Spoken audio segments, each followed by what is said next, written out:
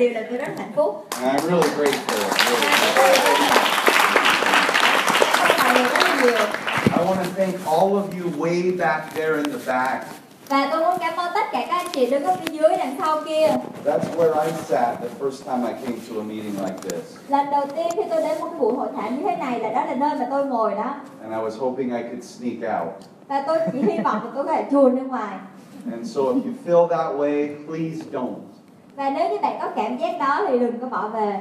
Because 12 years ago, Bởi vì 12 năm trước đây, the information that I'm going to share with you tonight changed my life. những cái thông tin mà tôi sẽ chia sẻ với mọi người ngày hôm nay sẽ thay đổi cuộc sống của tôi. I came very skeptical.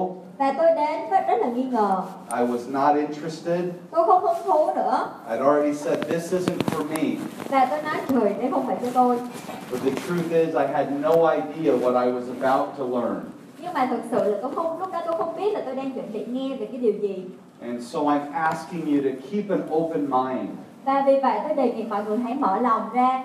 Just take the next little bit off and keep an open mind and just come on a journey with me.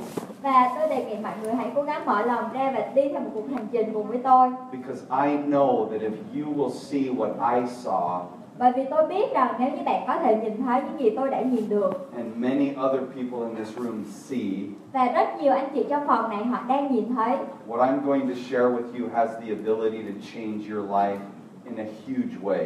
Và những cái điều mà tôi sắp chia sẻ cho mọi người sẽ có khả năng thay đổi cuộc sống của bạn một cách rất là to lớn. In a significant and meaningful way. Theo một cách tạo rất là dấu ấn và có nhiều ấn tượng. It has the ability to affect your health. Nó sẽ có khả năng ảnh hưởng đến sức khỏe của bạn, your vitality, năng lượng của bạn, tuổi your trẻ của bạn, lifestyle, phong cách sống của bạn, your family, gia đình, your relationships, những cái mối quan hệ, and maybe your pocketbook, your bank account. và có thể là tài khoản ngân hàng nữa. And when I heard bank account, và khi mà tôi nghe nói về tài khoản ngân hàng, I was sitting in the back going, bank account? và tôi ngồi đằng sau tôi nói, tiền hả, tiền trong ngân hàng hả? See, I was young, I was 21. Và tôi còn rất là trẻ, 21 tuổi thôi. Actually, 12 years ago, I wasn't 21, I was 28. Xin lỗi, tôi nhớ nhầm, 28 tuổi chứ. But the first time I came to a meeting like this, I was 21. Nhưng mà cái lần đầu tiên tôi đến một cái buổi hội thảo như thế này là tôi 21 tuổi. And so I hadn't thought about my health.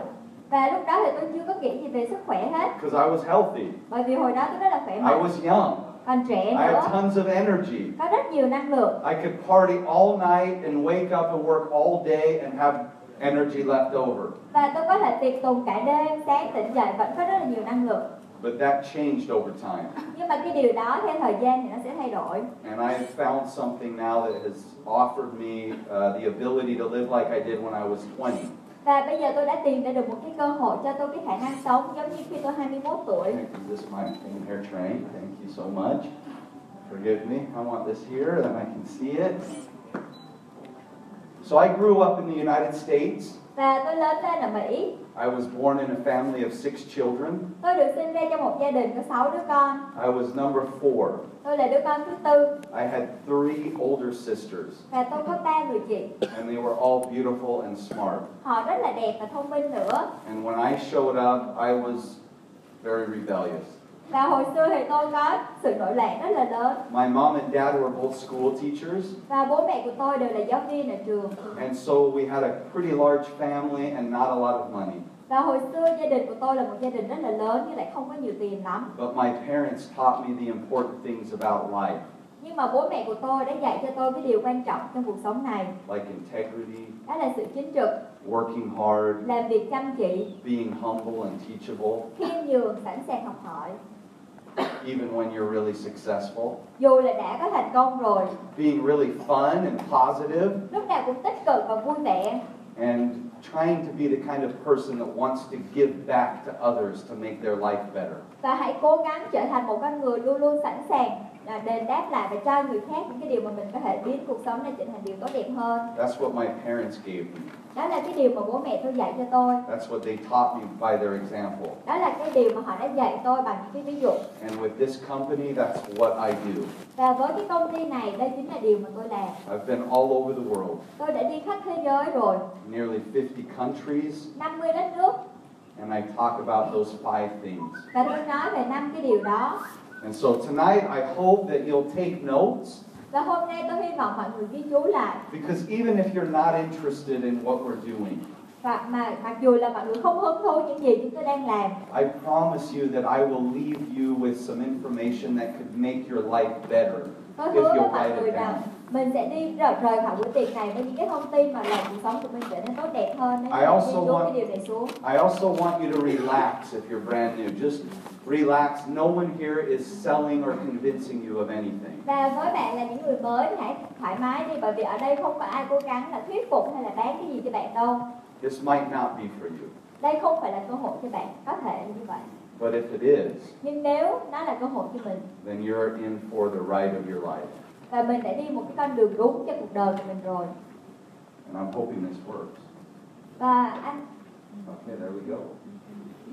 So, anything is possible. tất cả mọi thứ đều có thể. When I heard this idea, I thought, that's not true.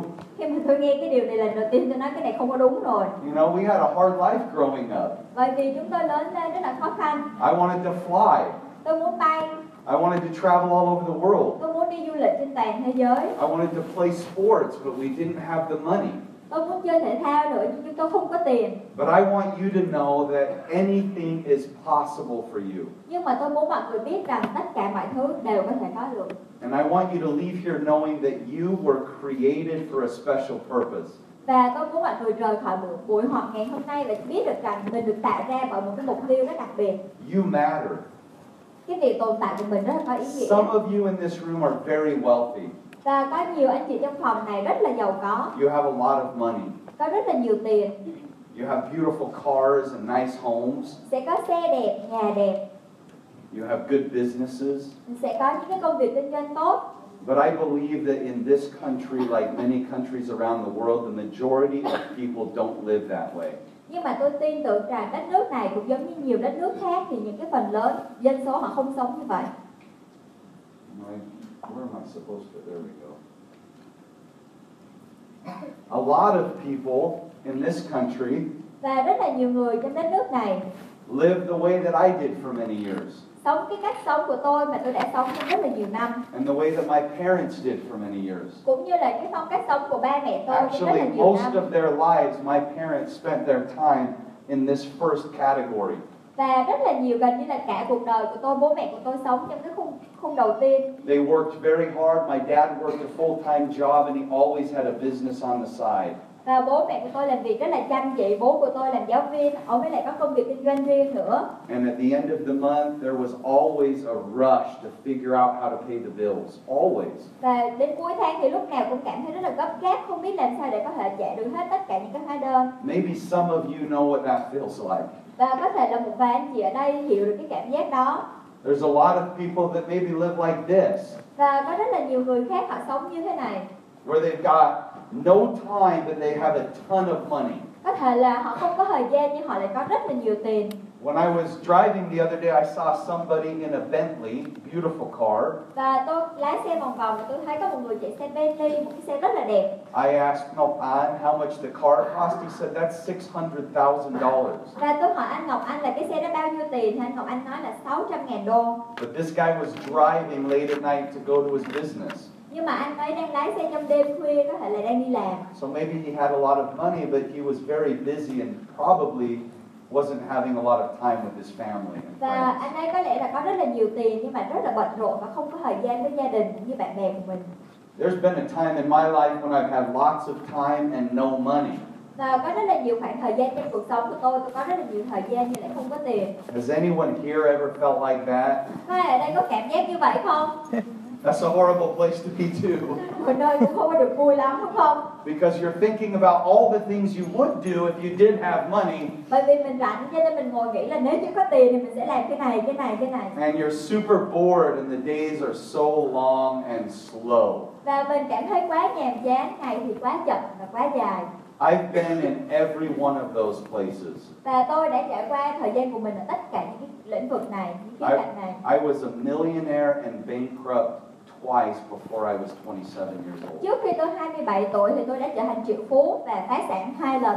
Because I knew that I would never be free if I was working for someone else. Bởi vì tôi biết rằng nếu tôi làm việc cho ai đó thì tôi sẽ không bao giờ có được cái sự tự do. Why? Tại sao lại như vậy?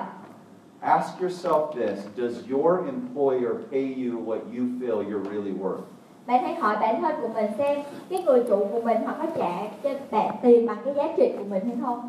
And if you say no, Nếu như bạn nói là không, I'm worth a lot more than this, tôi có giá trị hơn nhiều, well then you're in the right place. thì lúc đó bạn đang ở cái vị trí đúng rồi. Because you have two choices. Bởi vì bạn sẽ có hai sự lựa chọn. You can ask for a raise, Mình có thể đòi tăng lương, and they'll find someone else to do your job for the same price, and they'll invite you to leave. họ sẽ tìm ra một người khác làm cái vị trí giống như bạn và họ mời bạn đi ra khỏi công ty.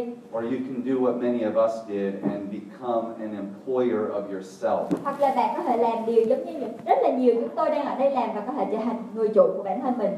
And that's where I am. I'm in that last category. I don't know how that moved, but I'm in that last category where I've got as much time to do the things that are important to me, and I have enough money to take care of all of my needs and leftovers to help others. Và tôi đã được ở cái vị trí mà tôi có rất là nhiều khả năng về thời gian cũng như tài chính để có thể chăm sóc cho tất cả những điều mà tôi quan tâm. So this is the goal. If you've never thought about this, I want you to really think about what you're choosing in your life to help you get here. Và đó là điều mà bạn cần phải suy nghĩ. Nếu như bạn chưa có cái điều đó, hãy tìm cách nào để có thể chọn lựa để mình có thể đạt được cái vị trí này. Most of us are climbing some kind of a ladder. Và có rất là nhiều chúng ta đang trèo trên một cái bậc thang nào đó. And everyone says, I want to get to the top. Và ai cũng nói là tôi muốn lên đến đỉnh. But nobody asked us what is the view that you want to see when you get there.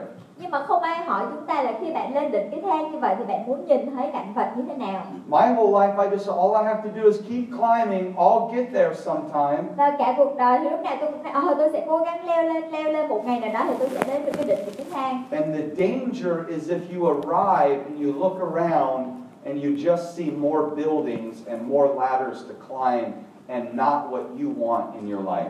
Và cái điều nguy hiểm đó là bạn cứ tiếp tục leo như vậy và khi lên đến đỉnh cái thang thì bạn lại tiếp tục thấy những cái thang khác mà bạn không có thấy được những cái điều mà bạn thực sự mong muốn trong cuộc đời của mình. Can somebody change the slides for me because I don't think this really works. Giúp I'll just tell you guys to change the slides. Is that okay? Cool. So we're going to discuss these 5 things very quickly, and I hope that you'll take notes on all of them. Và chúng ta sẽ chia sẻ về 5 cái điều này và hy vọng là bạn sẽ ghi chú xuống khi mà tôi chia sẻ về điều đó. This company, the first point, changed my life. Và cái điểm đầu tiên đó là công ty này thay đổi cuộc sống của tôi. And 12 years ago, I thought I knew everything there was to know about Nu Skin. Và 12 năm trước tôi nghĩ là tôi biết tất cả mọi thứ về Nu Skin rồi. And some of you may think that you already know what Nu Skin is. Và có thể một vài bạn ở đây nghĩ là tôi biết về Nu Skin rồi. And I would tell you that the only people that really understand what Nu Skin is and who we are the people that are living it. Và tôi muốn chia sẻ với mọi người rằng chỉ có những người đang sống trong cuộc sống của Nu Skin thì mới hiểu được rằng chúng ta là ai và chúng ta đang làm những cái điều gì. And so I want to invite you on a journey through my vision of what Nu Skin is. Và tôi muốn mời mọi người đi cùng hành trình của tôi và tầm nhìn của tôi về Nu Skin. They say timing is everything. Và họ nói là thời điểm là điều quan trọng nhất. You've got to be in the right place at the right time. Has Bạn cần anyone phải heard ở that before? đúng thời điểm và đúng cái vị trí đó. Mọi người có bao giờ nghe cái điều đó chưa? Has anybody heard that? You Có ai have to nghe be cái in điều này chưa? Có thể giơ tay lên được không? Can you get in the back? Okay, cool. Guess what? Mọi người biết không? This is according to Kenton, Worthington. Cái này là theo Kenton, Worthington. You create your own timing. Bạn sẽ tạo ra cái thời điểm của riêng mình. And if you hang out around the leaders in this room enough, you'll realize you can create the right place and the right time anytime. Và nếu như bạn ở bên cạnh những người lãnh đạo ở đây đủ thì bạn sẽ biết được rằng mình có thể tạo ra đúng thời gian và đúng thời điểm bất cứ khi nào. And that's what successful people do. Và đó chính là điều những người thành công họ sẽ làm. And it's a mindset that you can learn. Và đó chính là cái tư duy mà bạn có thể học được. We're going to talk about amazing products that can change your health, the way that you look, and the quality of your life. Và chúng ta sẽ nói về những cái sản phẩm tuyệt vời có thể thay thế diện mạo bên ngoài cũng như là cái cách mà bạn sống cuộc sống của mình. And then because of those 3 things, there is an income opportunity here. Và bởi vì 3 cái điều tuyệt vời phía trên sẽ là có một cái cơ hội về thu nhập cho bạn. There may be some people that don't want to earn more money. Và sẽ có những người có thể là họ không muốn kiếm thêm tiền nữa. That's okay. Như vậy cũng không sao. You're all going to love the products. Bạn sẽ rất là yêu cái sản phẩm. You have to try them out. They'll change your life. Bạn cần phải thử cái sản phẩm đó, bạn sẽ thay đổi cuộc sống của bạn. But once you do, you'll say, wow, Và khi mà bạn làm điều đó, bạn sẽ thấy là tuyệt vời. Everybody needs these. Tất cả mọi người đều cần cái điều này. And what happens if you buy a pair of shoes that you love and you tell all your friends about it? You got to buy these cool shoes. Does anybody ever send you a check? Và ví dụ như nếu bạn mua một đôi giày rất là đẹp và bạn khoe với tất cả mọi người về cái đôi giày này và họ đi mua như vậy, có ai sẽ gửi tiền cho bạn hay không?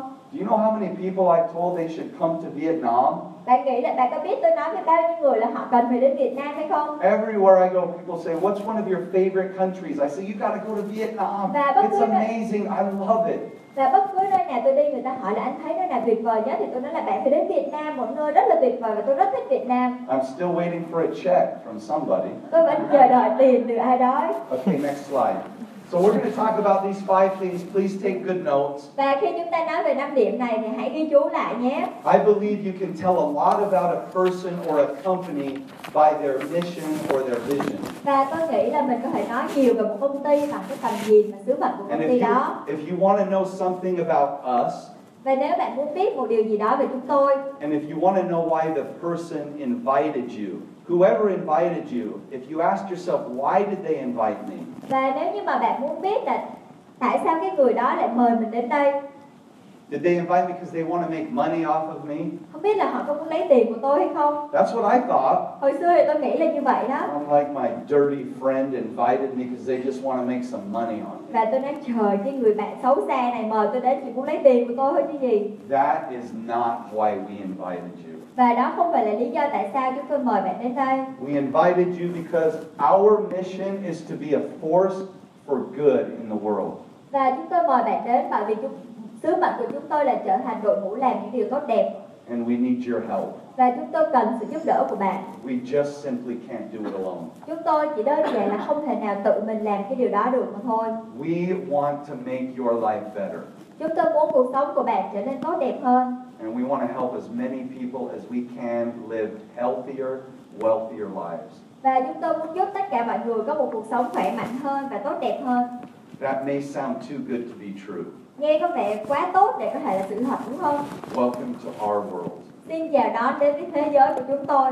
That's what my days look like. Bởi vì đó chính là cái ngày của tôi trông như thế nào. Simply too good to be true. Một ngày nó đơn giản là quá tốt đến nỗi mà không thể tưởng tượng là có thể sự thật được. And I just don't want anybody to wake me up. Và tôi không muốn ai gọi tôi dậy hết. Now pay attention to our next thing, our vision statement. Và cái điều quan trọng mọi người hãy tập trung vào cái tầm nhìn của chúng Go ahead tôi. and read that. Tầm nhìn của công ty đó là trở thành công ty bán hàng trực tiếp hàng đầu thế giới thông qua việc trả thưởng cho các nhà lãnh đạo kinh doanh nhiều hơn bất kỳ công ty nào khác. At your company or your job or wherever you spend your time to pay the bills.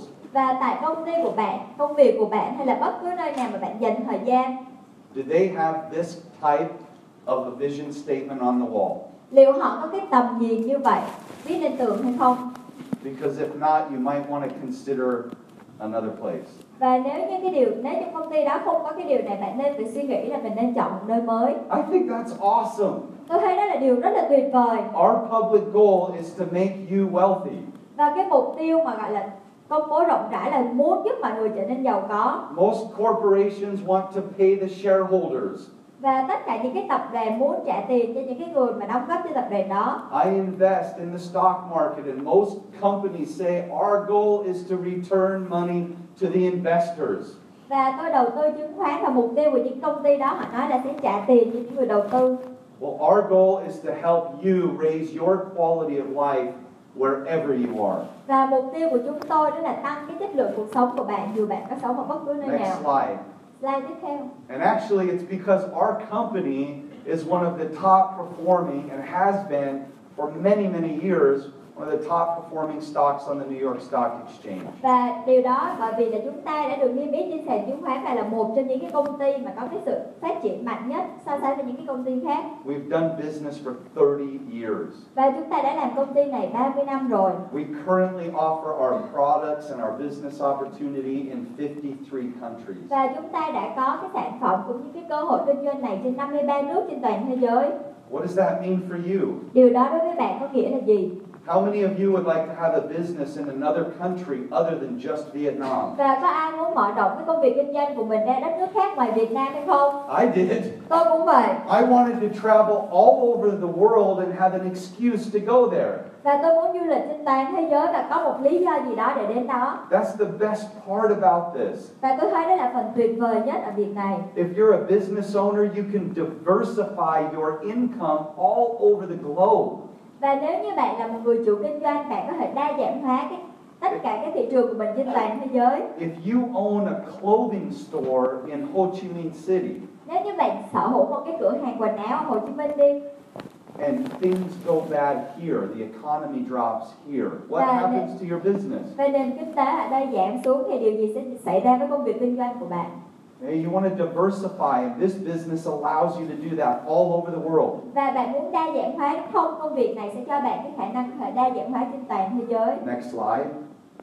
This has been our growth over the last 10 years. Và đây là cái sự phát triển của chúng tôi trong vòng 10 năm vừa qua. But I wish I could. I hate that I can't speak Vietnamese. Tôi rất là ghét bởi vì tôi không nói được tiếng Việt. It feels like it goes too slow. Tôi thấy là nó quá chậm. But I have the best translator in the world.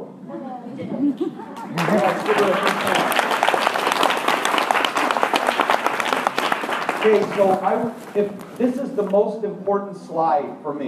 Và đối với tôi thì đây là cái slide quan trọng nhất. Because in 2003, I was sitting somewhere in this audience and I saw the same thing. Small to big, small to big. Và năm 2003 thì tôi cũng ngồi vị trí giống như vậy ở phía dưới đây và tôi cũng thấy một cái slide giống như vậy từ nhỏ đến lớn lên. The only real difference was it said 1997 to 2003. Và cái sự khác biệt đó là trên cái slide thì nó ghi là năm 1997 đến 2003. And if I'm sitting in your seat, I'm thinking 2007. This thing's already over. Và giống như bạn, tôi ngồi đây và tôi nói trời ơi cái cơ hội này xong rồi. There's no room for me. Bây giờ không có chỗ cho tôi nữa. Right? Isn't that what you? Đúng không? Có phải anh đang nghĩ cái điều đó How không? lucky am I? This nice young man here thinks the same way I do. Anh chàng trai trẻ đang nghĩ y chang như tôi. Guess what? The slide was exactly the same. Hồi xưa thì cái slide giống y hệt như bây giờ. And in that year, in 2003, và năm đó 2003, we did around $900 million. Thì chúng ta có làm được khoảng là 900 triệu đô. I really thought that. I thought, how the heck can I make any money here? Và tôi bắt đầu suy nghĩ là không biết làm sao tôi có thể kiếm được tiền ở đây. Look at what we did in 2013. Và bạn hãy nhìn xem năm 2013 chúng ta đã đạt được cái điều gì. 3,1 triệu đô. Think about this. This will blow your mind. All right. For those of you up front, I'm talking to somebody back here that will hopefully help you. Và với những anh chị ngồi trên thì tôi đang nói chuyện với người phía dưới, hy vọng là giúp đỡ cho bạn. Boom. Okay. So you think the same way I did. Và anh cũng nghĩ giống như tôi đúng không anh Tuấn? But let me tell you what I learned. Tôi sẽ chia sẻ với anh những điều tôi đã học được. First thing is, if you ask good questions, you'll get good answers. Và cái điều đầu tiên là nếu như mình hỏi những câu hỏi tốt thì mình sẽ có những câu trả lời tốt. My mom is really skeptical, so she doesn't believe anything. She's like, yeah. Mẹ của tôi thì rất là hoài nghi, cô ấy hỏi nhiều nhưng mà không có tin cái gì hết. And I got some of that. Và tôi cũng có một vài cái như vậy. My dad's like, I'm in, let's do it. Bố của tôi thì ok, bố làm thôi. And I got some of that too. Và tôi cũng có một vài phần So I như have a vậy. balance. Nó có sự cân bằng. But the first question I asked is, well, if they're already $1 billion nearly, Và câu hỏi đầu tiên của tôi là bây giờ đã 1 tỷ đô rồi. do they have growth opportunities somewhere else? Không biết là họ có cái sự phát triển, cơ hội phát triển ở đâu đó nữa hay So I không? started doing research. Và tôi bắt đầu nghiên cứu. And guess how many countries we were in 2003?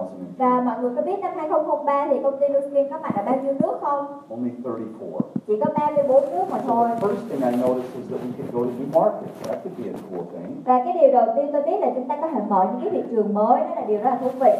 In our industry, do you know how many countries there are in the world? Mọi người, anh có biết là trên thế giới thì có bao nhiêu đất nước không? Nearly 300 from the expert here in the Và từ các chuyên gia kia thì trả lời là gần So 300 nice to đất meet nước. you. How do you know that? Tại sao anh biết cái điều này? I'm collecting stamps in country names. That's why I know. Anh sưu tầm tem cho nên anh biết là This có bao is nhiêu nước trên thế incredible. giới. Rất là tuyệt vời đúng So không? he's collecting stamps all over the world. There's nearly 300 countries. Và vì là anh sưu tầm tem cho nên anh biết là gần 300 nước trên toàn thế giới. A small portion of that. You know, I collected stamps when I was younger. I have a really cool stamp Hồi collection. xưa thì hồi nhỏ Yeah, tôi cũng thích làm tem nữa. seriously, my grandfather gave me his.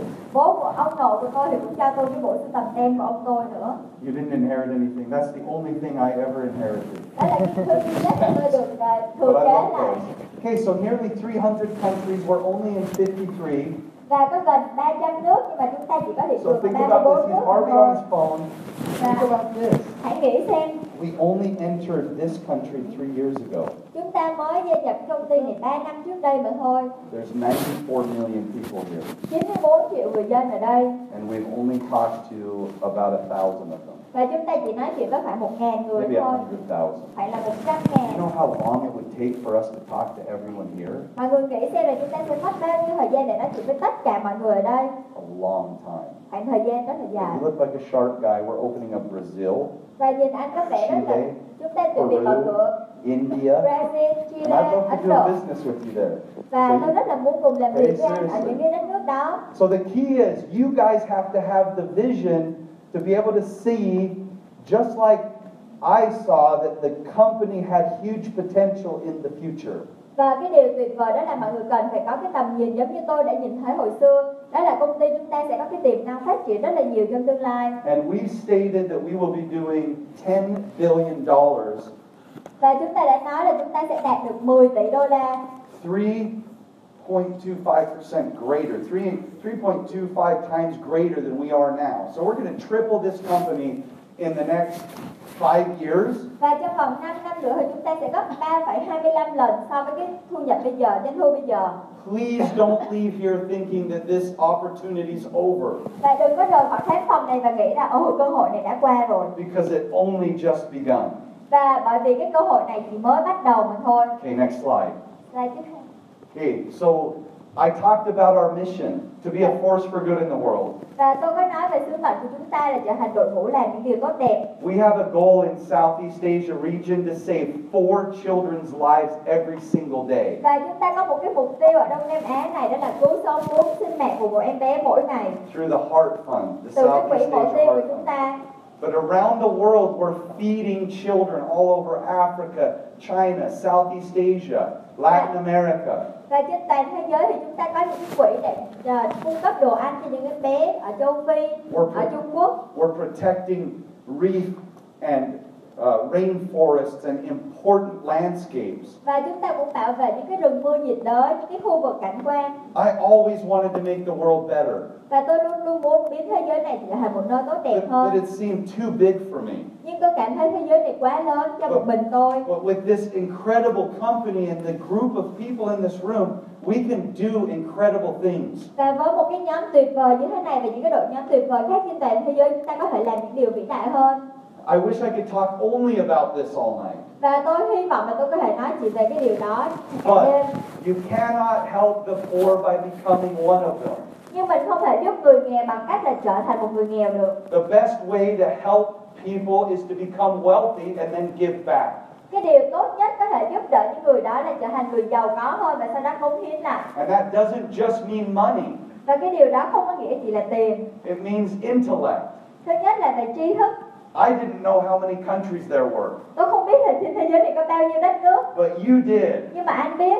I learned something new today. Hôm nay tôi học được một vài điều We mới. can become wealthy in our minds and we can share that knowledge with people. Và chúng ta có thể trở thành giàu có trong tư duy của mình và có thể chia sẻ cho người khác. This is a $1 trillion industry, and if you know anybody that has skin, Và đây là một cái ngành 1.000 tỷ đô la, và nếu như bạn biết ai đó có da, they have a body, có cơ thể, they want more energy, có muốn thêm nhiều năng lượng, or they want better health. hay là có sức khỏe tốt hơn. Our business affects all of those things. Và công việc của chúng ta tạo nên tầm ảnh hưởng cho tất cả những cái điều Next này. slide, thank you. And our company has created a culture of innovation. Và công ty của chúng ta có một văn hóa luôn luôn cải tiến. This is what guarantees future growth. Và cái điều này đảm bảo cho sự phát triển trong tương lai. I'm so proud of you for being skeptical. Và rất là tự hào vì anh, bởi vì anh rất là hoài nghi. I know it's hard to believe, but this is a very small group of people. Và tôi biết rất là khó tin, nhưng mà đây chỉ là một nhóm nhỏ mà thôi. Some places I go, there are 5,000 people in the room. Và có những nơi tôi đi thì có 5.000 người trong khán phòng, 10,000 or more. 10.000 người còn hơn nữa. And we still haven't done anything. Và chúng ta vẫn chưa So hoàn this thành culture of innovation is very important. Next slide. Và cái văn hóa của việc luôn luôn cải tiến là điều rất là quan trọng. How do we innovate? Làm thế nào để chúng ta có thể cải thiện được, cải tiến được? This company, unlike any other in our industry, works with 150 universities and research bodies all over the world. Và cái công ty của chúng ta khác biệt với những cái công ty khác, đó là chúng ta làm việc với 150 viện nghiên cứu và các trường đại học trên toàn thế giới. Some of the scientists in this picture alone are the most brilliant men and women in their field in the world. Và một vài nhà khoa học chỉ đứng riêng họ thôi, họ là một trong những người khoa học gia hàng đầu trong cái lĩnh vực của họ. Like the father of the antioxidant theory. Và ví dụ như là người cha của việc công nghệ chống lão hóa. Or the father of the modern day birth control pill.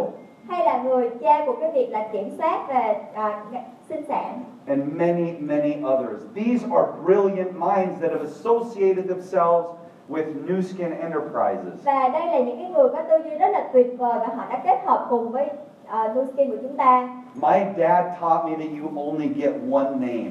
Và bố của tôi nói là chúng ta chỉ có một cái tên mà thôi. I've heard this before. People said, well, you can buy scientists. Và có nhiều người nói là ôi anh có thể mua khoa học gia được. You can buy scientists. Có thể mua được những người khoa học gia này. Some of these scientists have gray hair. Và mấy người này họ có cái tóc rất là đẹp, đúng không? They've lived their whole lives. Và họ đã sống cuộc sống của họ. The only thing they have left is their legacy. Và cái điều duy nhất họ có thể có được là gia sản của họ. They don't care about money. Họ không quan tâm đến tiền. Let me ask you, would you sell your legacy and your good name for any price? Và ví dụ như là tôi hỏi bạn coi, bạn có bán cái di sản của mình bằng bất cứ giá nào hay không? Because if you would, Bởi vì nếu như bạn làm cái điều này, this probably isn't the room for you. có thể đây không phải là phòng dành cho bạn. These men and women wouldn't do that. Những cái người đàn ông này mà phụ nữ này họ sẽ không làm cái điều này. You only get one name. Be very careful what you do with it. Bạn chỉ có một cái tên thôi, hãy cẩn trọng với cái tên của mình. We also have 75 full-time in-house scientists that work on product development 24 hours a day in multiple countries around the world. Và chúng ta có 70 nhà khoa học trên toàn thế giới, họ làm việc ngày và đêm trên rất là nhiều quốc gia, làm việc toàn thời gian để phát triển những sản phẩm mới cho chúng ta. And when I say 24 hours a day, it's because you can work 8 hours in the US, and then when the sun goes down, they're working in China or in Southeast Asia or Korea or Japan or Latin, and the thing just spins around like this. Và khi mà tôi nói họ làm 24 giờ, có nghĩa là có người làm ở Mỹ, có người làm ở Trung Quốc, làm ở Đông Nam Á, và như vậy nó cứ xoay quanh trên toàn thế giới. And this is so that we can have the latest and greatest scientific assets. Next slide, please. Và đó là lý do tại sao chúng ta luôn luôn có những cái tài sản mới nhất, phát triển nhất. These scientific assets Những cái tài sản khoa học này are so important for our business model. với cái hình thức kinh doanh của chúng ta là điều rất là quan trọng. Why? Tại sao là như vậy? Because if you're the only one Bởi vì nếu như bạn là người duy nhất that can do something, có thể làm bất cứ một điều gì, like if you're the only bottle of water in the desert, và ví dụ như bạn là người có một chai nước duy nhất trên sa mạc, and people are thirsty, và mọi người đều khác, do you think they're going to ask about price and service? lúc đó bạn có nghĩ là họ có hỏi về giá và cách phục vụ hay không? When you're the only one in the marketplace, you don't compete on price or service. Và nếu như bạn chỉ là một người duy nhất trong cái lĩnh vực đó thì bạn sẽ không cần phải so sánh, cạnh tranh về giá cũng như là về phục vụ. If you want these products, you can only get them from us. Và nếu như bạn muốn cái sản phẩm này, bạn chỉ có thể có được từ công ty của chúng ta. If you want access to technology that will make your quality of life better, you can only find it here. Và nếu như bạn muốn tiếp cận những cái công nghệ khoa học mà có thể biến cuộc sống của bạn trở nên tốt đẹp hơn, chỉ có thể có ở đây mà thôi. After this meeting, it would be worthwhile for you to ask the person that invited you more about those scientific assets. Và sau cái buổi này thì bạn cần phải hỏi các bạn người đã mời bạn đến nhiều hơn về những cái tài sản khoa học này. We're excited because the more questions you ask, the more excited you'll be. Và chúng tôi rất là hứng thú bởi vì bạn càng hỏi nhiều thì bạn sẽ càng thấy hưng phấn hơn. Next slide. This slide is one of my favorites as well. Và đây là một trong những cái slide mà tôi rất là thích. Because in 2003, this is what our company innovated and launched. Và bởi vì năm 2003 đây là cái sản phẩm mà công ty của chúng ta đưa ra. It's called the biophotonic scanner. Và cái này gọi là máy biophotonic scanner. And I know that it sounded back then in 2003 like a Star Trek movie.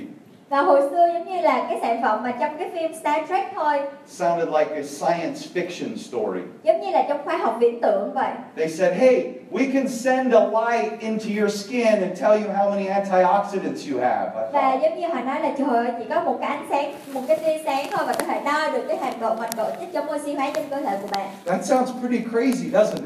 Nghe nó có vẻ hơi điên cuồng đúng không? Điên rồ đúng không? I mean, I had no idea you could do that. Tôi không biết là bạn có thể làm được cái điều này. We're the only people in the world, the only company in the world that can do it. Chúng ta là công ty duy nhất trên toàn thế giới có thể làm được điều này. So I had to come back here to the people in the back that are having a nap. Và tôi phải đi ra đằng sau bởi vì đằng sau có mấy người hình như ngủ gật. Let me, for those of you that are writing things down, Với anh chị đang viết xuống, think about this idea. hãy nghĩ về cái My ý tưởng này. technical friend. Anh bạn của tôi. 68 billion. So that's 68,000,000,000,000,000, right? 9 zeros. 6 con số 0, 9 con số 0. 68 billion US dollars 68 tỷ đô la. on pills and tablets we call supplements. Và những cái thuốc mà chúng ta gọi là những cái thực phẩm chức năng. And no one knows if they work or not. Và không ai biết được là liệu nó có hiệu quả hay không. But our company can measure and prove that they do. Nhưng mà công ty của chúng ta có thể đo lường được và minh chứng được rằng là nó có hiệu quả. I heard that. Tôi nghe cái điều này. I thought people spend 68 billion on faith. Và tôi nói là con người bỏ ra 68 tỷ vào niềm tin. I can bring real science. Tôi có thể mang khoa học thật sự. I put it in front of you, you get measured, and if it doesn't work for you, we give you all your money back. Và tôi đặt cái máy đó trước bạn và nếu cái sản phẩm này không có hiệu quả thì tôi sẽ trả tiền lại cho bạn. I thought that would change the world. Tôi nói, điều này có thể thay đổi cả thế giới. That one idea made me a multi-millionaire. Và chỉ có một cái ý tưởng đó thôi đã biến tôi thành triệu phú. I just said, are you taking supplements? Anh có đang sử dụng thực phẩm chức năng hay không? Yes. Có đúng You không? know if they work? Anh có biết là nó có hiệu quả hay không? No. Không đúng không? Put your hand here. Đưa tay đây. They're not working. Nó không hiệu quả. Let me help you out. Để tôi sẽ giúp anh. They don't work, our product doesn't work, we'll give you all your money back. Nếu như sản phẩm của chúng ta không hiệu quả tôi sẽ trả hết tiền để cho bạn. No one in the whole world can do that, only us. Không có công ty nào trên thế giới có thể làm được điều này. Chỉ có công ty của chúng ta thôi. Chúng ta không có điều này. The next slide. Actually, go back to that slide. Anh quay lại cái slide cũ. Everybody should get measured. Tất cả mọi người đều có thể cần phải đo lường. Whatever you do, go and get measured. Even if you're not interested in anything else, no one else can show you this. Và bạn thấy nếu như bạn không hứng thú về bất cứ cái điều gì khác nhưng mà hãy nhớ cái điều này là không ai có thể cho bạn thấy cái điều này được. There are people standing in line at hospitals in Vietnam. Và ở bệnh viện ở Việt Nam có những người xếp hàng dài. We should have people standing in line at our scanner finding out how to make their quality of life better. Và chúng ta cần phải có hàng dài người xếp hàng để có thể biết làm thế nào để có thể cho cuộc sống của họ trở nên tốt hơn. When I got measured, I was around here, 21,000. Và khi mà tôi được đo thì tôi ở đây 21.000. I have people in my organization that are all over 100,000. Và tôi có những người trong đội nhóm của tôi họ đạt được đây trên 100 điểm. I've measured the skin of an orange and it was 450,000. Và tôi đo cái da của quả cam và nó là 450.000 điểm. We've measured pets. Chứ tôi đo lường đo là cho We've mấy con measured thú children. vật. Con nít. Like I get excited about that. Okay, next Tôi slide. nói là hồi xưa tôi hơi hứng thú về cái này. You'd get excited too if they paid you that much money, I'll tell you, Tôi nói okay? thiệt, nếu như họ trả cho bạn nhiều tiền như vậy thì bạn cũng hứng thú nữa. It really isn't about the money. Do you know how many lives we've affected? Nhưng mà nó thật sự không tập trung vào tiền đó. Bạn có biết là chúng ta đã thay đổi cuộc sống của bao nhiêu người hay không? That's what matters to me. Cái điều đó đối với tôi là cái điều mà tôi quan trọng nhất. Next slide. So here's some of our science, really awesome. Let me explain it quickly. Và tôi sẽ giải thích cái khoa học này rất là nhanh thôi. This is a genome map. This is a technology that we own and no one else owns kind of this kind of Và technology. đây là một trong những công nghệ mà chúng ta sở hữu, chứ những nơi khác họ không sở hữu được cái công nghệ này. So we're taking a heat map of a genes. This is of a young person. Và đây là một cái biểu hiện của một cái người trẻ, có cái gen trẻ. If you're over 40, think about what you used to feel like when you were 20. Và khi mà bạn hơn 40 tuổi rồi, hãy nhớ cái cảm giác khi mà 20 của mình như thế nào. That's what this looks like. Và đây là cái gen của người đó như When thế you này. get older, Khi mà bạn trở nên già hơn, these green genes start to turn on and these red genes start to turn off. và cái Cool. gen màu xanh thì nó sẽ bật lên và cái màu đỏ sẽ tắt đi. Basically, your body just does a 180 degree flip and you just change. Và có nghĩa là cái cơ thể của bạn nó thay đổi 180 độ và bạn bắt đầu thay đổi. And I'm 40 and I don't feel it. Và tôi 40 tuổi thì tôi không có cảm giác như vậy. With our age lock technology, show me the last. Và với cái công nghệ age lock của chúng ta, We're able to reset chúng ta có khả năng thiết lập lại those genes to start mimicking what they did when they were 20 or 30, 40, when they were in your prime. và chúng ta có thể thiết lập lại những cái biểu hiện của cái gen già để cho nó trở nên giống như khi mà bạn còn trẻ. I couldn't survive with my travel schedule without not TR90, with vitality and R squared. Tôi không thể nào sống sót nổi với cái lịch du lịch dày đặc của tôi nếu như không có L2. That is an awesome product. You need that product. Tôi cảm thấy đó là một sản phẩm rất là tuyệt vời. Bạn cần cái sản phẩm như vậy. Okay, we have products for your, basically all of your outside body, for facial care, hair and personal care, and total body care. Và chúng ta có những cái sản phẩm cho bên ngoài của bạn, cơ thể của mình, chăm sóc tóc, da và vóc dáng của mình. And with our age lock brand, we have these. I totally had a brain. With our age lock brand, we're attacking the signs of aging on the outside of your body as well as the inside of your body. Và với cái công nghệ age lock của chúng ta tập trung vào cái việc là cải thiện cái sức khỏe của bạn bên trong cũng như là bên ngoài. So for those of you that are interested in health and vitality, we also have products for that with our Và nếu như Pharmanex bạn muốn tập business. trung về sức khỏe cũng như là tuổi trẻ của mình, chúng tôi cũng có những cái sản phẩm như vậy. Seriously, I wish I had more time to tell you about all of these incredible products. Tôi hy vọng là tôi có nhiều thời gian hơn để nói về những cái sản phẩm tuyệt vời như vậy. But let's look at some before and after pictures Và of hãy xem people những that cái are hình using trước this và sau mà mọi người age đang lock sử dụng brand. những cái công nghệ age lock này. The person that invited you will help you be able to see close up. Và những cái người mời bạn sẽ giúp bạn nhìn thấy cụ thể hơn, gần hơn. But in these front few rows right here, Và những cái hàng ghế đầu tiên ở đây and scattered throughout the room, và trải xuống cái phòng này, there are people that have been with our company for 2 or 3 years. đã có những anh chị đã làm công việc này 2 năm, 3 năm. And all you have to do is ask them to show you a picture 3 years ago and today, and you're done, you're in. Và bạn chỉ cần hỏi họ là cho coi hình 2 năm, 3 năm trước và hình bây giờ, lúc đó là bạn xong rồi, bạn sẽ làm công việc này. I haven't been here for 1 year. Tôi không có quay trở lại đây trong vòng 1 năm And vừa qua. when I showed up 3 days ago, I was looking at these beautiful people going, what the heck happened? Và 3 ngày trước khi tôi trở về, tôi nhìn thấy những cái khuôn mặt ở đây và tôi nói trời, chuyện gì xảy ra vậy? One of them in particular looks like she's 20 years younger. Và có một người phụ nữ ở đây giống như là trẻ hơn 20 tuổi vậy. So come find her afterwards. Và Look hãy at gặp this chị ấy, beautiful hãy xem lady. cái người phụ nữ đẹp này. Come find her.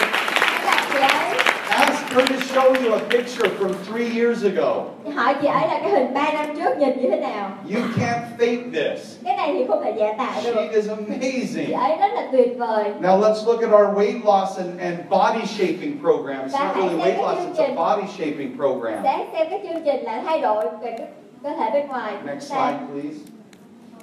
So, that's interesting. You guys didn't know that this was one of those kind of programs, huh? Okay, so we have some testimonials. I'd like to bring, because you guys have been listening to me, I'd like to bring up a few locals that we've asked to talk about their stories really Và tôi quickly. muốn mời một vài các anh chị địa phương ở đây muốn chia sẻ về cái câu chuyện của họ được không? Bởi vì mọi người đã lắng nghe tôi nói quá nhiều rồi. Yeah, TR90, age lock, whatever, somebody organize it, please come Mời mọi up. người đứng lên sân khấu được không? Hãy lên sân khấu đi. Yeah, please come up quickly. You are wonderful. Các Give them chị a rất là huge tuyệt vời. hand. Hãy cho họ một tràng pháo tay nè. Okay, Trey, you help them hold the mic.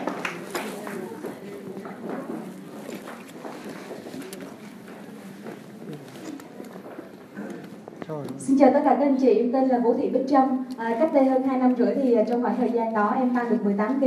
Loay hoay với tất cả những sản phẩm trên thị trường, thậm chí là đi tập thể dục một ngày 3 tiếng buổi sáng, 3 tiếng buổi chiều vẫn không khắc phục được. Thì thông qua một người bạn mình biết được chương trình TR90 và sau khi trải nghiệm 3 tháng thì mình xuống được 8 kg và đến nay là tháng thứ 7 mình vẫn tiếp tục xuống và bây giờ mình đã xuống được 12 kg. Xin chào tất cả các bạn, mình là tên Mỹ Hạnh, mình đã dùng TR90 một cách rất là tình cờ khi một người bạn trong nhóm VNI chia sẻ với mình về như thế nào về sức khỏe tốt hơn và trẻ hơn thì bạn ấy đã chia sẻ mình dùng TR90. Sau khi mình dùng TR90 á, thì cái tuổi sinh học của mình á, 37 tuổi còn là 29 tuổi. Về cái mỡ nội tạng của mình từ 4 xuống 2 và cơ của mình lên từ 24 lên 29.4. Đó là một sức khỏe cực kỳ tuyệt vời. Chị và các bạn, tôi tên là Nguyễn Kim Phương và trước khi đến với Nuskin thì tôi làm bên nghệ bất động sản vì cái lý do mà sức khỏe tôi không còn nữa và tôi đã được biết tới cái sản phẩm Nuskin thì tôi yêu tất cả các sản phẩm của Nuskin và tôi yêu nhất là cái máy Galvanic Spa. Cái máy Galvanic Spa này nó ủi hết tất cả các nếp nhăn và ủi một cái bà già 63 thành cô gái 36 tuổi đấy.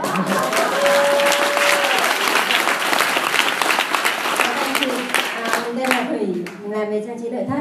Thì cách đây khoảng mấy tháng thì có một người bạn của Thủy cũng ở trong VNI giới thiệu cho Thủy về cái TR90. Thì sau 3 tháng thì trải nghiệm với nó thì giảm xuống được 7 kg và cái tuổi sinh học của Thủy từ 36 tuổi cũng giảm xuống 28 tuổi. Xin chào các anh chị, mình tên là Linh, kỹ sư điện tử viễn thông. Mình được trải nghiệm cái sản phẩm TR90 rất tuyệt vời là trước đây là mình có cái vòng bụng là 91,5 cm.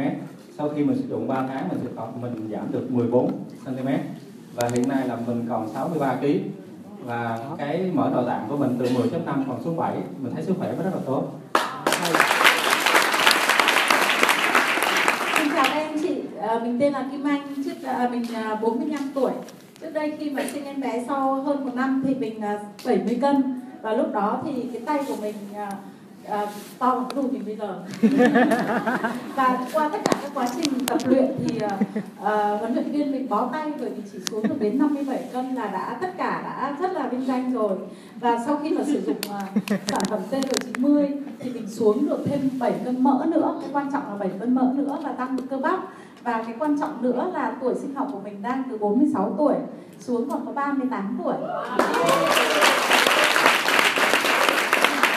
Chào các anh chị, mình tên là Đỗ Minh Trung. Mình đang cách đây chừng 6 tháng thì mình tìm kiếm một cái cơ hội để cho mình có thể điều tiết cơ thể mình tốt hơn. Thì mình có cơ hội xài TR90. Thì sau khi xài được 3 tháng thì tổng cơ thể mình giảm đi 5,2 kg, mỡ giảm đi 4 kg. Và đặc biệt bây giờ chỉ có một bộ vest duy nhất mình có thể mặc được, đó là bộ vest mà mình làm chú rể cách đây 8 năm các chị.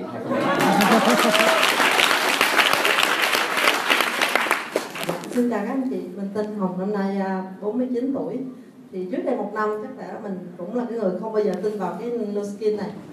Như sau đó thì mình bị tai biến và mình bị liệt nửa người. Thì mình đi đứng không được. Thì chính vì lúc đó thì mình cứ tin đại đi thì mình dùng cái sản phẩm Nuskin. Và sau đó thì mình dùng được 1 tháng thì cái chân mình đi đứng hầu như là cải thiện. Và sau 3 tháng thì mình có thể đi dậy được 1 tấc. Và hiện nay mình đứng đây với một cái người giống như hoàn toàn là bình thường, không ai biết mình trước đây là mình 1 năm mình đã bị tai biến.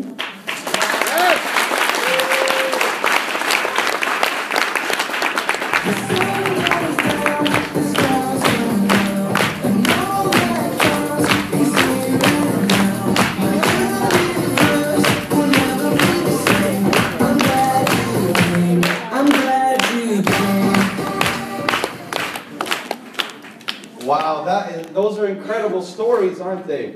I mean, not stories, those are incredible experiences. Và những cái trải nghiệm rất là tuyệt vời đúng không mọi người? This is the other thing I love. Và đó là cái phần khác mà tôi yêu mến. I get to hear experiences like that all over the world. Và tôi được nghe những cái trải nghiệm như vậy trên toàn thế giới. So what's next? Và cái điều tiếp theo là gì? I'm getting close to finishing. Tôi cũng đã gần xong rồi. But this is how the company builds our opportunity. Và đây chính là cách mà công ty xây dựng cái cơ hội của chúng ta. They're always looking many years into the future. Họ luôn luôn nhìn rất là nhiều về tương lai. Developing what we call a significant product pipeline. Giống như là chúng ta đã có những cái chu trình phát triển cho cái sản phẩm của chúng ta. They're looking at the trends and the science to provide and produce the very best products in the world. Những cái xu hướng, những cái khoa học để có thể mang ra những cái sản phẩm tuyệt vời trên toàn thế giới. So over the last number of years, we've seen a launch of the Galvanic Spa. Và những cái năm vừa qua chúng ta đã thấy ra mắt cái Galvanic Spa. The beginning of the age-lock facial care brand. Và cái sản phẩm, cái thương hiệu là chăm sóc sức khỏe dựa trên công nghệ age-lock. A successful, incredibly successful body launch, and one of my favorite products, our energy and vitality product in R Squared. Và cái sản phẩm mà tôi rất là thích cung cấp đến cái năng lượng của chúng ta đó là Vitality R Square. We launched the TR90 and you heard many testimonials about that, how that changed people's lives. Chúng ta ra mắt cái sản phẩm TR90, bạn có thể nghe những cái câu chuyện là điều đó đã thay đổi cuộc sống của họ như thế nào. And later this year they're going to be launching a brand new line of age-lock products và cuối năm nay thì sẽ có một cái thương hiệu mới của age-lock, which will revolutionize the way people use skincare. Và nó sẽ gần như là cải thiện cái cách mà người ta sử dụng sản phẩm chăm sóc da như thế nào. No one else in the world does what we do. Không ai trên thế giới làm cái điều mà chúng ta đang làm. We have a product pipeline all the way through and past 2020. Và chúng ta đã có cái chu trình phát triển sản phẩm độc đáo từ bây giờ đến năm 2020. And that spells opportunity for you. Và điều đó mang lại những cái cơ hội cho bạn. Next slide, please. So, I told you at the beginning that the thing that caught my interest was the money. Và tôi chia sẻ với mọi người ngay từ những phút đầu tiên cái điều mà tôi hứng thú đến chính là tiền. And I want you to know that the products and the lifestyle changes and our mission to be a force for good in the world. Và tôi nói là sản phẩm thay đổi, mục tiêu của chúng ta là trở thành đội ngũ làm việc những cái điều tốt đẹp trên toàn thế giới. Those are the things that I would always rather talk about. Và đó là những cái điều mà tôi thích nói về. I remember my younger brother said, Kenton, sometimes you talk too much about making the world a better place. Và em trai của tôi nói là anh Kenton đã nói nhiều quá về việc là biến thế giới trở thành một nơi tốt đẹp hơn. He said, brother, don't forget that we were always worried how we were going to pay our bills. We didn't care about saving the world. Và anh hãy nhớ là hồi xưa ngày nào cũng lo về cái việc trả tiền hết á, và chúng ta không lo gì về cái việc là cứu thế giới hết. He said most of the people that come to our meetings, they're struggling to pay their home rent or their mortgage or keep their car or keep their job or pay their telephone bill. Và em của tôi nói là rất là nhiều người họ đến những cái buổi của chúng ta, họ lo lắng là không biết trả tiền nhà như thế nào, trả tiền xe như thế nào, trả những cái hóa đơn ở nhà như thế nào. They want to send their children to better schools. Họ muốn gửi con đến học những cái trường tốt hơn. They want to travel. Đi du lịch. They want to spend time together. Dành thời gian cùng với nhau. And all of those things can be achieved with this tool. Và tất cả những cái điều này có thể đạt được bằng cái công cụ này Called money. gọi là tiền. And money really is a tool. Và tiền thực sự là một công cụ. And it's just like any other tool. In the right hands, it can do a great amount of good. In the wrong hands, we already know what can happen. Và cũng giống như công cụ, cũng là tiền là một cái công cụ thôi. Ở trong tay người tốt thì có thể làm được những điều rất là tốt đẹp, và trong tay người không tốt thì mình cũng sẽ biết được cái hậu quả của nó là gì. This slide basically demonstrates that in the short period of time that we've been here in this country, và cái slide này có thể minh chứng được rằng trong một khoảng thời gian rất là ngắn, công ty chúng ta ở đây, ở thị trường này, the average income of people at certain leadership levels, và cái thu nhập trung bình ở những cái tầng lãnh đạo, từng tầng lãnh đạo khác nhau. and I want you to think about something. Và tôi muốn mọi người nghĩ về điều này. The amazing thing is that the income increases directly in proportion to the amount of people that these leaders help. Và cái điều tuyệt vời đó là cái thu nhập của chúng ta sẽ phát triển đặc biệt dựa trên là cái số lượng người mà họ đã giúp đỡ khi mà họ trở thành những người lãnh đạo. Do you have friends that would like to lose weight? Bạn có người bạn nào họ muốn giảm ký hay không? Would like to lower their physical age? That's awesome. Hay là muốn giảm cái tuổi sinh học của mình không? Tôi thấy điều đó rất là tuyệt vời. By 8 years or more. Và giảm 8 tuổi chẳng hạn. The more people you help, the more opportunity there will be for you to earn a significant income. Và bạn càng giúp nhiều người hơn thì bạn sẽ có càng nhiều cơ hội hơn để có được một cái thu nhập đáng ấn tượng. These are the average numbers. Và đây chỉ là những con số trung bình mà thôi. Every year they'll continue to increase. Và mỗi năm nó sẽ tiếp tục phát triển nhiều hơn nữa. Next slide. Globally, we create millionaires. Và trên toàn thế giới chúng ta đã tạo ra rất là nhiều triệu phú đô la. Dollar millionaires. Những triệu phú mà đô la. A lot of billionaires here, I think. Is that what we're recognizing? Billion dome? Ở đây, ở Việt Nam thì có rất là nhiều tỷ đồng đúng không? Bởi vì chúng ta vinh danh rất là nhiều tỷ đồng ở đây. Every time I come to Vietnam, I go and check my bank balance. Và rất là nhiều khi mà tôi đến Việt Nam tôi bắt đầu coi cái tiền của tôi. Because in the United States, I'm a millionaire, and in a few countries around the world, I'm a multi-billionaire. It feels pretty good. Và ví dụ ở Mỹ thì tôi là triệu phú, nhưng mà ở những cái nước khác thì tôi là triệu phú. Okay, the reason I'm telling you that was kind of a joke, but not really. Tôi chỉ đùa thôi nhưng mà không phải là đùa. Do you know why I do it? Mọi người có biết tại sao tôi làm cái điều này không? Not for my ego. Không phải là bởi vì cái sự tự tôn của tôi. I do it to stretch my mind. Bởi vì tôi làm cái điều này giống như là để mở rộng cái tầm nhìn của tôi. To see a picture of me in a different way. Để nhìn cái bản thân của tôi ở một cái hình thức khác. In 2010, we created a new millionaire every 6 days. Và năm 2010 thì cứ mỗi 6 ngày thì chúng ta có một triệu phú đô la mới. Somewhere in the world.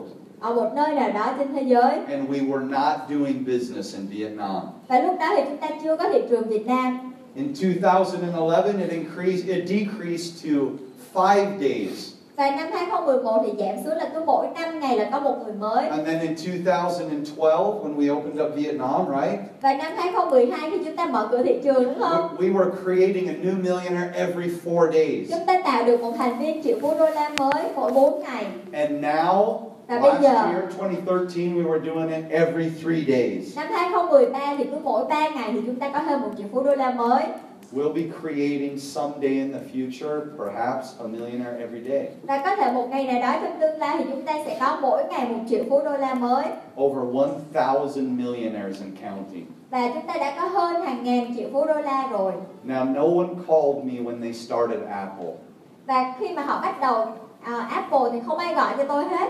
Or Microsoft. Hay là Microsoft. Or Samsung. Hay là Samsung. Or other great companies. Hay là những cái công ty tuyệt vời khác. But someone called me about Nu Skin. Nhưng mà một ai đó đã gọi cho tôi về Nu Skin. And I was mean to them. Và tôi rất là khó chịu với họ. I said no. Tôi nói không. I'd hang up the phone. Tôi cúp điện thoại. Leave me alone. Để tôi một mình đi. And then they kept calling. Họ tiếp tục gọi điện cho tôi. Okay, I'll come to the meeting, and then I didn't go. Và tôi nói rồi tôi sẽ đi. Sau đó tôi không đi. Does this sound like anybody you know? Bạn có nghe quen quen không? Bạn có biết ai giống như vậy hay không? Does it sound like you maybe? Có thể giống như bạn đúng không? Well, luckily that person didn't give up on me. May mắn rằng là cái người đó đã không từ bỏ với tôi. He didn't need me. Anh ấy không cần tôi. I thought he needed me. Hồi xưa thì tôi nghĩ là anh ấy cần tôi. The truth is I needed him.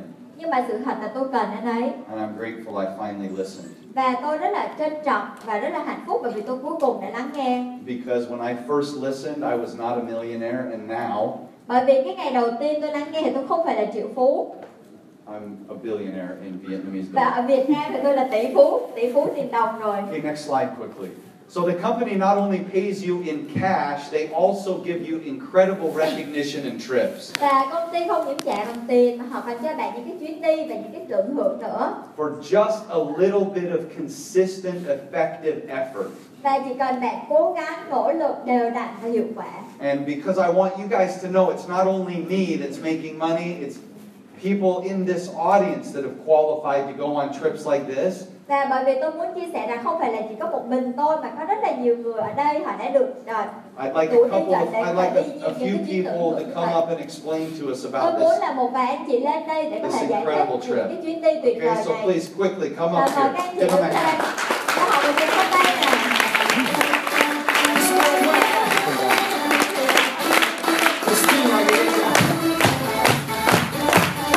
it.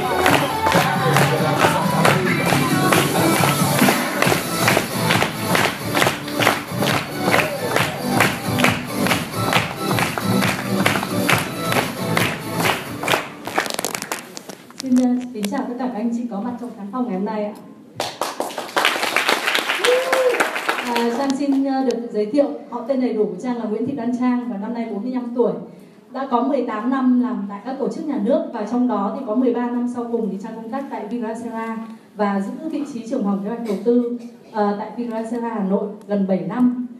Và Trang đã quyết định dành toàn thời gian để làm Nuskin từ tháng 10, cuối tháng 10 năm 2013 và suốt hành trình 1 năm rưỡi qua thì Trang đã nhận được những cái giá trị vô cùng lớn từ Nuskin, nhưng đặc biệt là tháng 3 vừa rồi, từ ngày mùng 6 đến ngày mùng 10 tháng 3 thì Trang đã được nhận được một cái chuyến tưởng thưởng của công ty dành cho mình. Ở đây thì không phải là một cái chuyến đi mà mang cái giá trị bằng tiền, mà cái giá trị nhận được của Trang là vô cùng lớn khi mà Trang được mang cái người cha mình 83 tuổi. Nhờ cái cơ hội Nuskin này thì bố mình đã bị 2 cái căn bệnh ung thư và với một cái chương trình kiểm soát cân nặng cơ thể là gói TL90 mà các anh chị đã được nghe lúc trước không? Thì bố mình đã có thể đi lại được và cũng tham gia cùng cái chuyến đi đó. Và với cái giá trị đó thì mình nghĩ là có thể các anh chị ở đây nghĩ là đơn giản chỉ là một cái chuyến đi, một cái chuyến tưởng thưởng của công ty, nhưng mà với mình thì nó là một cái giá trị vô cùng tuyệt vời. Xin chào các anh chị, mình tên là Nguyễn Bích Hợp. Trước khi đến với công việc Nuskin thì mình có 13 năm công tác trong lĩnh vực tài chính ngân hàng. Ở đây cũng có những bạn đồng nghiệp của mình hôm nay ngồi đây. Thì trước đây làm ở trong tài chính ngân hàng thì mình cũng có đi tưởng thưởng với công ty, đi du lịch với công ty. Nhưng khi mình làm với Nuskin thì những chuyến tưởng thưởng nó hoàn toàn khác biệt.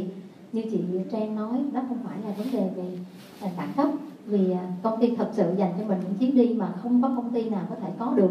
Nhưng ở đây mình nói về vấn đề là con người, và vấn đề mình được học hỏi gì từ những chuyến đi và thay đổi hoàn toàn cái thái độ và cái cách sống của mình từ những chuyến đi này với những con người thật là tuyệt vời khi mà cùng làm chung. Cảm ơn.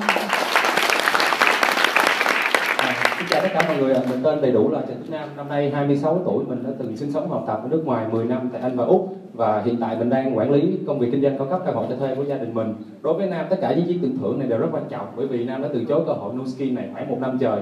Vậy mà chỉ cần 20 phút chia sẻ của một bạn trẻ đứng trên sân khấu, chạc tuổi Nam, trình độ học vấn chỉ đến cấp 2 mà bạn ấy được vinh danh là triệu phú trên sân khấu, và ngoài ra bạn ấy đã đạt được tất cả những giấc mơ của bản thân và cả của gia đình, thì lúc đó Nam hiểu ra rằng giới hạn duy nhất của bản thân mình chính là từ Nam, và từ đó Nam nói là không có lý do gì mình không thể thành công được trong công việc này cả. Xin gặp tất cả mọi người ở châu Âu ạ. Xin cảm ơn. Xin chào tất cả các anh chị, mình là Huỳnh Anh Tâm, năm nay Tâm cũng 26 tuổi các anh chị, và Tâm tham gia Nuskin từ những ngày đầu. Và điều tuyệt vời nhất Tâm nhận ở Nuskin đó là những chuyến đi các anh chị. Bởi vì trong những chuyến đi đó để một cái cơ hội một người trẻ tuổi như Tâm là một kỹ sư điện có thể đi được những chuyến du lịch ở nước ngoài, mà quan trọng hơn đó là Tâm đi được cùng với người cha của mình các anh chị. Một cái điều mà trước giờ cả gia đình chưa bao giờ dám nghĩ tới các anh chị, thì điều đó là điều tuyệt vời nhất. Và trong những chuyến đi như vậy thì Tâm được gặp rất nhiều các anh chị lãnh đạo đến từ nhiều nước khác nhau, và họ sẵn sàng chia sẻ cho mình cái kinh nghiệm thành công trong việc Nuskin. Vì đặc biệt hơn đó là Tâm đi cùng không chỉ với gia đình của mình mà gia đình của rất nhiều những anh chị khác cùng đồng hành Nuskin. Và xin hẹn gặp lại các anh chị ở châu Âu vào năm sau ạ. Các anh chị, mình tên là Chân Lê. Chị hai vợ chồng mình cùng là kiến sư, đã kinh doanh trong ngành trang trí nội thất được 14 năm rồi. Và mình đã tham gia được 4 chuyến tưởng thưởng và vinh danh của Nuskin. Thì điều mình nhận ra đó là với kinh doanh truyền thống á, mình rất là cực khổ và mình làm, nhưng mình không thể nào nói với khách hàng của mình rằng tao kiếm được tiền triệu đô từ việc tao làm cho mày, đúng không ạ? Mình không thể nào nói với khách hàng như vậy, và mình cũng không thể nào nói với những người đồng nghiệp của mình và khoe với họ là cái thành quả mình làm, cái kinh doanh là như thế nào, bởi vì vô tình mình sẽ tạo ra sự cạnh tranh. Nhưng ở Nuskin tất cả công sức và thành quả của mình được công ty vinh danh, và mình có thể rất là mạnh mẽ nói rằng mình có thu nhập với Nuskin bao nhiêu, và mình tự hào về điều đó. Và kinh doanh truyền thống chúng ta không dám nói điều đó.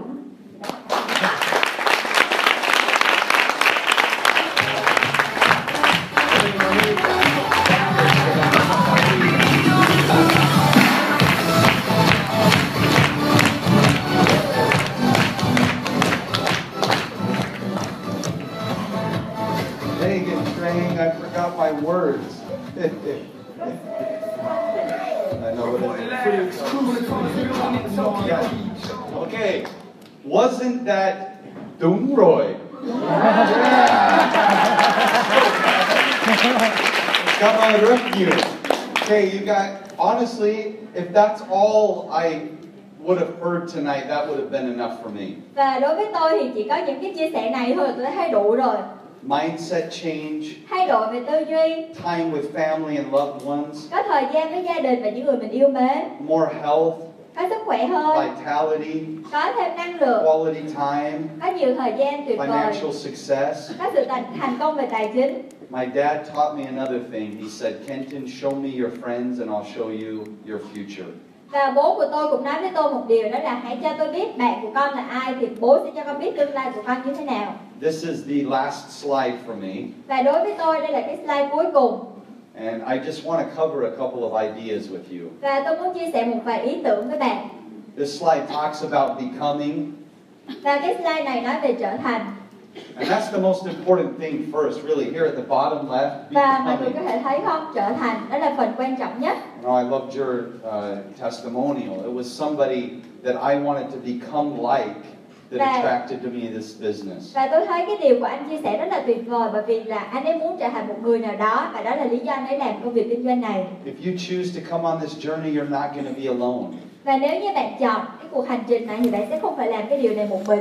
When I studied business, I realized that franchise businesses did really well because they had proven brands. Và khi mà tôi nghiên cứu thì tôi thấy là những thương hiệu nhượng quyền thì nó làm rất là tốt, bởi vì nó có cái thương hiệu được minh chứng. They had proven systems that protected the quality of the brand. Và có cái hệ thống để có thể bảo vệ cái chất lượng của cái thương hiệu đó. And they had incredible training programs so that people knew how to implement the systems. Và nó có cái chương trình đào tạo để mọi người có thể biết được cách áp dụng cái hệ thống đó. When I sat in a room like this, I thought, man, I would love to be able to do this. Và khi mà tôi ngồi trong cái phòng này, tôi nghĩ là tôi muốn biết làm thế nào để có thể làm được cái điều này. I saw there was opportunity. Và tôi thấy có cơ hội. But then my fear set in. Và tôi bắt đầu cảm thấy sợ hãi. I thought, can I really do this? Can somebody like me do this? Và tôi bắt đầu suy nghĩ là không biết là một người như tôi thì có thể làm được hay không. And this is why we invited all these incredible people to speak to you. Và đó là lý do tại sao chúng ta mời tất cả những người tuyệt vời này chia sẻ với bạn. And the reason I'm here is to just tell you absolutely yes, you can do this. Và cái lý do tôi có mặt ở đây là tôi có thể nói thẳng với mọi người rằng là bạn có thể làm được cái điều này. And you're part of a global family. Và bạn là một phần của một gia đình trên toàn thế giới. And you're part of a global family that speaks the same language with a system that will help you be successful. Và bạn là một phần của một gia đình cùng nói một thứ tiếng, cùng một cái hệ thống có thể giúp bạn trở thành thành công. We develop ourselves. Chúng ta phát triển bản thân mình. And we have an awesome opportunity in August. Và chúng ta có một cơ hội tuyệt vời vào tháng 8 to participate in a special 3-day event. để có thể tham gia một cái sự kiện tuyệt vời trong vòng 3 ngày. And I'd like to invite all of you to come. Và tôi muốn mời tất cả mọi người đến đây. There's going to be a very special guest. Sẽ có một khách mời rất là tuyệt vời. Out of the 6 children in my family, only one of them had the courage to do the business with me. Và trong 6 người con trong gia đình thì chỉ có một người có đủ dũng cảm để làm business với tôi. All of them love and use the product. Và tất cả những người khác rất là yêu mến cái sản phẩm này. But my younger brother, Nhưng mà em trai của tôi, who's much better looking than me, đẹp trai hơn tôi nhiều, he's taller than me, cao hơn tôi, he's smarter than me, thông minh hơn tôi, but he doesn't talk a lot. nhưng mà không có nói nhiều. He's very quiet, Rất là lúc nào cũng yên tĩnh, im lặng, very reserved. lúc nào cũng khá là nghiêm túc một chút. My family said, well, Kenton can be successful because he talks to everybody. Và gia đình của tôi nói Kenton có thể thành công bởi vì gặp ai cũng nói hết á. You don't want to end up in an elevator with me. Và mọi người sẽ không muốn đi thang máy với tôi đâu. But Richard, you don't talk to anybody. You're afraid of people. How can you succeed? Và nói Richard, em không bao giờ nói ai hết, gặp người là sợ rồi, làm sao có thể thành công được. My brother has become one of the most successful leaders in the world. Và em của tôi đã trở thành một trong những người lãnh đạo thành công nhất trên toàn thế giới. And so if you are someone who's afraid sometimes to talk to people, Và nếu bạn là một người sợ hãi, không dám nói chuyện với ai đó, if you're someone who's the youngest in the family that nobody thought you could succeed, và bạn là một đứa con út trong gia đình, không ai nghĩ bạn có thể thành công được. everybody always compared you to your bigger brother. Ai cũng so sánh bạn với ông anh của mình. then you need to come and hear my brother Richard. Bạn cần phải đến và nghe xem là em tôi nói như thế nào. He's a bigger man than me in almost every single way. He really is. Bất cứ là so sánh như thế nào, tôi cảm thấy em tôi là một người đàn ông lớn hơn tôi rất là nhiều. So whether you're in Nu Skin or not, make sure that you come to our Success Olympics in August. Và dù là bạn có làm Nu Skin hay không, hãy đảm bảo là mình sẽ đến Success Olympics vào tháng 8. Go shake my brother's hand. Đến bắt tay em tôi. He's got a degree in network marketing. Anh ấy có một cái bằng cấp làm network marketing nữa. It's a certificate from the University of Chicago at Illinois. Một cái bằng cấp là có thể học được ở He is Chicago. a brilliant business entrepreneur who was a millionaire at age 17. Và 17 tuổi thôi, em tôi đã trở thành một người có tài sản là cả triệu đô. And he didn't inherit any money from anybody either. Và anh ấy cũng không có thừa hưởng tài sản hay tiền bạc từ bất cứ ai hết. I'm the one that got the stamp collection. Tôi là người được thừa kế cái bộ sưu tập tem, còn em của tôi thì không. So please set that on your date. Và hãy ghi cái ngày đó On your lại. calendar, Hãy forgive lịch của me, mình. in August. Vào tháng 8. And please, don't let your fear hold you back from making your life better. Và đừng có để nỗi sợ hãi của bạn kiềm chế bạn lại để có một cuộc sống tốt đẹp hơn. You can do this. Bạn có thể làm được cái điều này. You won't be alone. Bạn sẽ không phải một mình. We need your help. Chúng tôi cần sự giúp đỡ của bạn. Look at the person that invited you and say, I want to meet and I want to get started on the product or with the business. Và hãy gặp cái người mà mời bạn đến đây và nói là tôi muốn bắt đầu và sản phẩm cũng như công việc kinh doanh này. And if you're not ready for those decisions, then just say, hey, can I come and hang out with you more? Và nếu như bạn chưa sẵn sàng thì hãy nói là tôi có thể đến và gặp bạn nhiều hơn hay không? Because as Anthony reminded me recently, if you walk into the perfume store, và một điều mà anh Anthony vừa mới gợi nhớ lại cho tôi, đó là nếu như bạn bước vào một cửa hàng bán nước hoa and you don't buy anything, và bạn không mua chai nước hoa nào hết, you still walk out smelling more beautiful. bạn sẽ đi ra ngoài và ngửi có cái mùi thơm rất là The thơm. scent is still on you. Bởi vì cái mùi thơm của nước hoa vẫn còn đọng trên người bạn. And if you'll come and hang out with these incredible people, you'll walk out better. Và nếu như bạn đến và ở bên xung quanh những người lãnh đạo tuyệt vời này, bạn sẽ đi ra ngoài và trở nên tuyệt vời hơn. And we'll be better because of you. Và cả thế giới này sẽ trở nên tốt đẹp hơn bởi vì bạn. So thank you so much for listening to me. Và cảm ơn mọi người rất là nhiều bởi vì đã lắng nghe tôi. I'm gonna invite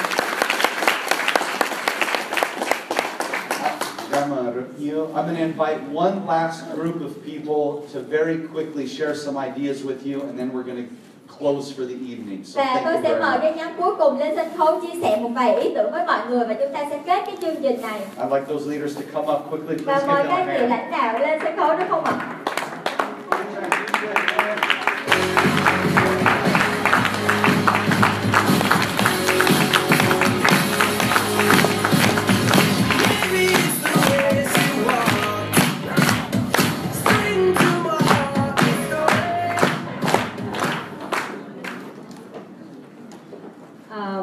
Thực ra là mới chúng ta được nghe được cái phần trình bày của Kenton rất là tuyệt vời, và đó là sự minh chứng cho hệ thống tuân thủ hệ thống của anh chị. Anh đã nghỉ hưu 5 năm và thật sự là trên toàn thế giới mà tổ chức anh có thì luôn tăng trưởng hàng năm. Và đối với Thảo thì tất cả những gì có thể nói được ngày hôm nay là cho các anh chị là sau khi ra về hãy cho mình một cái quyết định nhanh nhất và đúng nhất có thể, và hãy làm thế nào hỏi cho người bạn của mình để mà mình có thể cùng nhau có mặt ở chuyến đi châu Âu năm 2016. Xin cảm ơn các anh chị. Quý vị hỏi thăm trong khán phòng ngày hôm nay, như anh chị nào bắt đầu từ một cái gói loi và anh chị trở nên thay đổi cuộc sống của mình ạ? Một tràng vỗ tay dành cho chúng ta đi ạ. Những anh chị nào bắt đầu cuộc sống của thay đổi của mình từ một cái chuyến đi mà Nu Skin dành tặng ạ? Và đó là cái điều mà Thủy muốn gửi gắm đến tất cả anh chị mới. Hãy hỏi người bạn của mình, LI là cái gì và làm thế nào để có thể đặt chân trên cái chuyến trip của Nu Skin sắp tới là chuyến tàu châu Âu ạ. Lâm mới giới thiệu ít về mình. Lâm là kiến sư, hai vợ chồng Lâm kinh doanh trong ngành kiến trúc đã 14 năm. Lâm đến một cái buổi sự kiện gọi là Success Olympics và nó thay đổi Lâm rất nhiều các anh chị. Tại vì trước đó thì mình làm có tiền, mình có nhiều thứ, nhưng mà thường đa số là mình có thời gian nhiều với bạn bè, với các cuộc nhậu, với đối tác, mà mình không có thời gian với con cái. Và khi đến Nu Skin thì Nu Skin cho Lâm những điều ngược lại, cho Lâm thời gian nhiều với con cái nhiều hơn. Và đó là điều mà muốn nhắn gửi các chị. Đôi khi rất đơn giản một chuyện là chúng ta đến với sự kiện, chúng ta đến với Success on This trong tháng 8 và chúng ta có thể thay đổi cuộc sống của mình từ đó về sau rất là khác biệt. Cảm ơn các chị. Xin giới thiệu với các anh chị, lúc nãy chưa kịp giới thiệu, mình đã có 20 năm sinh sống ở Cộng hòa Séc và mình có doanh nghiệp riêng, và thực sự là trong cuộc sống của mình về cái vật chất thì là đã rất là đầy đủ với một người bình thường. Nhưng khi đến với Nuskin thì thực sự là vì mình yêu cái sản phẩm của Nuskin, nhưng cái lúc mà mình thực sự cam kết để làm cái công việc này đến suốt cuối cuộc đời này là bởi vì thực sự mình muốn trở thành một con người mà giống như Kenton, Worthington. Và cái cuộc sống của mình thực sự đã thay đổi từ khi mình có một cái quyết định, và mình thấy là lúc nào mà mình có cái sự quyết định thì mình trở nên mạnh mẽ hơn và cuộc sống của mình thay đổi một cách hoàn toàn mới. Và thực sự các anh chị hãy cho mình ra một cái quyết định trở thành một cái con người như thế nào, và khi mình trở thành con người như thế nào và mình lại có được tất cả những điều mình mong muốn thì thực sự đấy là một điều vô cùng tuyệt vời. Chào các anh chị, các bạn. Mình tên đầy đủ là Nguyễn Ngọc Nam Phương. Mặc dù Phương có bằng cử nhân từ một trong những cái trường đại học hàng đầu thế giới các anh chị, cũng như có kinh nghiệm làm việc tại một trong những cái tập đoàn tài chính hàng đầu thế giới 3 năm tại Anh. Nhưng mà cho đến khi mà Phương được làm việc với đội nhóm OTG hệ thống số 7 thì Phương mới thật sự tìm thấy một cái môi trường lành mạnh, chuyên nghiệp và tích cực hàng đầu thế giới. Và như vậy nếu mà các anh chị nghĩ rằng trong cuộc sống đó, tại sao mà chúng ta trong cuộc sống là trong kinh doanh, tại sao mỗi một ngày ngoài cái mong muốn của mình phải tạo ra nhiều kẻ thù mới các anh chị chỉ vì một miếng bánh nhỏ, thì tại sao mình không tạo ra mỗi một ngày nhiều người bạn mới khắp nơi trên toàn thế giới mà cùng nhau mình tạo ra một miếng bánh lớn hơn các anh chị. Và như vậy thay vì mình thành công thì mình giúp nhiều người khác thành công cùng mình. Cho nên là mình hãy hỏi người bạn đó mà mình đến đây xem là làm sao mình có thể cùng nhau đi chuyến đi châu Âu, nhưng quan trọng hơn mình dắt tay càng nhiều người đi châu Âu với mình càng tốt. Cảm ơn các anh chị rất nhiều. Xin chào các đồng chí. My name is Jeff Sisselman. My wife and I live in Vietnam. Tên của tôi là Jeff Sisselman, hai vợ chồng chúng tôi đang sống ở Việt Nam. And we are here for one reason. Và chúng tôi có mặt ở đây vì một lý do. To help the people of Vietnam have a yes life. Để giúp tất cả những con người ở Việt Nam có một cuộc sống toàn vâng. Who wants a yes life? Ai muốn cuộc sống cái gì cũng có ạ? It means yes, I can send my kids overseas to school. Và cuộc sống đó có nghĩa rằng là đúng rồi, vâng, tôi sẽ cho con tôi đi học ở nước ngoài. Yes, I can have breakfast with my family. Vâng, tôi có thể ăn sáng cùng với gia đình của mình. Yes, I get to have freedom of choice. Và vâng, tôi sẽ có được cái sự tự do về lựa chọn. And yes, I get to go on the European cruise. Và đúng rồi, tôi sẽ có mặt trên chuyến tàu du lịch châu Âu này. Get all your questions answered and join us. Come on.